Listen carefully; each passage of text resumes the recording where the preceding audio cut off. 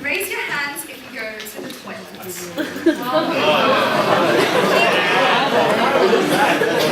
Keep your hands raised if you have been to the toilet today. Lower your hands if you didn't wash them. What? 10% of people who say they wash their hands after going to the toilet are lying. And 20% don't wash their hands properly, which means there are 20 of you who have touched your own pants, a toilet seat, a flusher, a stall door, or a door lock without cleaning off all the accumulated bacteria. These bacteria can come from feces, urine, vomit, or whatever dirty substance anybody before you has touched. Even if your hands didn't make contact, whenever the toilet is flushed with the lid up, a fine aerosol mist is sprayed into the air over an area of up to 6 square meters. This bacteria leads to a myriad of infections, diseases, and illnesses, including hepatitis A, E. coli, salmonella, shigellosis, and giardiasis. These 20 people have each made contact with up to 5 other people, increasing the number of contamination to 120. Within a day, anywhere from 500 to 1,000 people may have toilet germs on their hands, in their food, and on their bodies. No matter how many times they are cleaned, bacteria will always grow in areas people touch. On average, in 1 minute, the average person touches the face up to 5 times. Dev, for example, in the last 2 minutes, he has touched his face at least 9 times.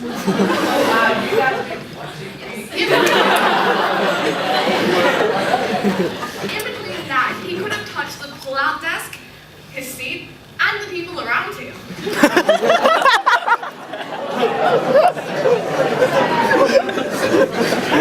Transferable viruses and infection can occur when your hand touches your eye, your nostrils, or your mouth. Not washing hands, especially after going to the toilet, will contribute to the spreading of diseases and is extremely unsanitary. These range from common sicknesses like flu to deadly diseases and STIs. Not washing before eating a meal will introduce foreign contaminants into your body. The poor health conditions in African and third world countries root from not only the lack of hygiene, but also the lack of education in hygiene. People do not understand the necessity of good hygiene, leading to poor health and low life expectancies. You may think that common surfaces cannot possibly harbor enough germs to kill someone, but consider the number of people before you who have had a contagious skin condition, touched raw meat, or handled money. All these things are transferring into your hands and eventually into your body. Those with weak immune systems will fall sick easily. 800 new cases of food poisoning occur every hour in Australia. During times when hand washing is difficult, it is wise to carry hand sanitizer.